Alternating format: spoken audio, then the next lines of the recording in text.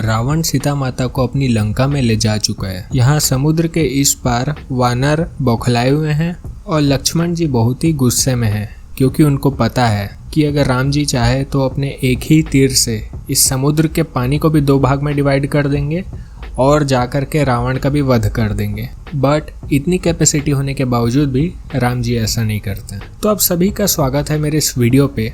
मेरा नाम है अंकित और मैं इस चैनल में भगवत गीता और रामचरितमानस से निकले हुए कुछ लेसन मैं आपको इस वीडियो पे समझाऊंगा। ये लेसन हमारे प्रैक्टिकल लाइफ में बहुत ही काम आएंगे, चाहे आप किसी भी रिलीजन से बिलीव करते हो। ये वीडियो आपके लिए बेनिफिशियल है। इस वीडियो में मैं सिर्फ एक ही श्लोक का एक्सप्लेनेशन करूंगा, जिसमें अपने आप में एक डीप नॉलेज है। वीडियो के स्टार्टिंग में मैं आपको बताया कि लक्ष्मण जी बहुत ही गुस्से में हैं। उनको पता है राम जी की कैपेबिलिटी कि वो एक ही तीर में सीता जी को वापस ले भी आएंगे, समुद्र को पार भी कर लेंगे, रावण का वध भी कर देंगे। सारा कुछ वो एक साथ कर सकते हैं।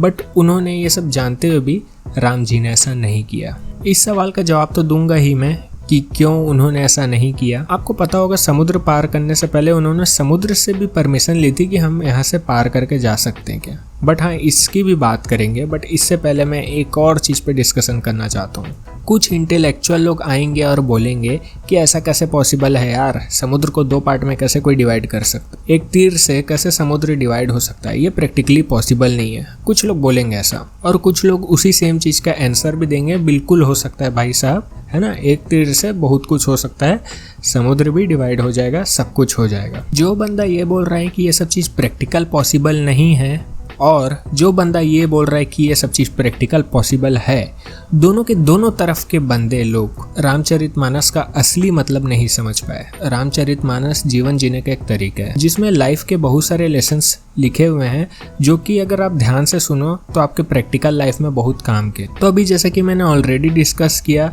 कि एक जो बंदा है वो मान रहा है कि हाँ, तीर से समुद्र डिवाइड हो सकता है, एक तीर से पूरा समुद्र का पानी साफ हो सकता है। दूसरी तरफ का बंदा बोल रहा है बिल्कुल हो सकता है भाई, क्यों नहीं हो सकता।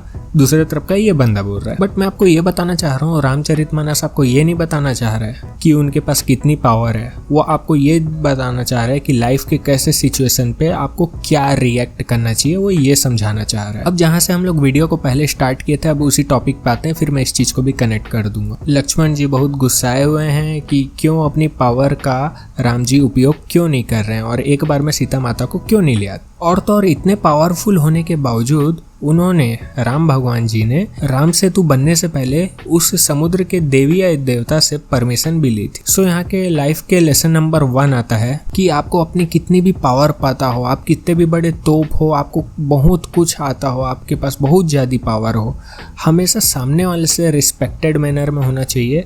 उनसे कोई भी चीज़ आज्ञा लेके ही करनी चाहिए। ये नहीं कि हमें अगर हमारे पास पावर है तो फिर हम अति मचा देंगे, हम परमिशन ही नहीं लेंगे। नहीं भाई साहब, यहाँ राम जी के पास पूरी की पूरी पावर होने के बावजूद भी उन्होंने एकदम डिसेंट वे में प्रार्थना की और उनकी प्रार्थना स्वीकार भी की गई। तो वीडियो के स्टार्टिंग में मैं आपसे एक और चीज़ के बारे में बात किया था कि 2 प्रकार के लोग आपस में लड़ रहे हैं। एक बोल रहा है कि वो तीर से डिवाइड नहीं कर सकते थे सागर को, एक ग्रुप बोल रहा है कि बिल्कुल कर सकते थे।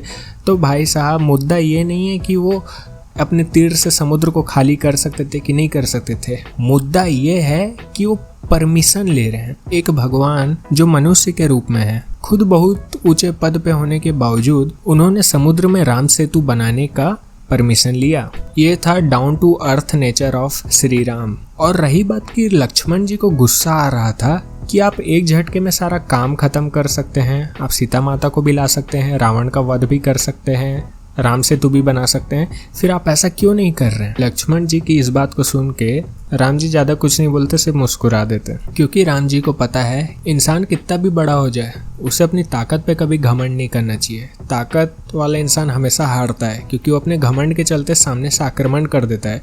भैया, आप रसिया और यूक्रेन का ही लड़ाई को देख लो। रसिया को पता था वो पावरफुल है, इवन रसिया को ही क्या, पूरी दुनिया को पता था कि वो पावरफुल है, और खुद पावरफुल होने के बावजूद उसने किसी का ध्यान नहीं रखा, सिर्फ और सिर्फ यूक्रेन पे हमला कर दिया। हर बार अपनी ताकत का गलत फायदा भी नहीं उठाना चाहिए।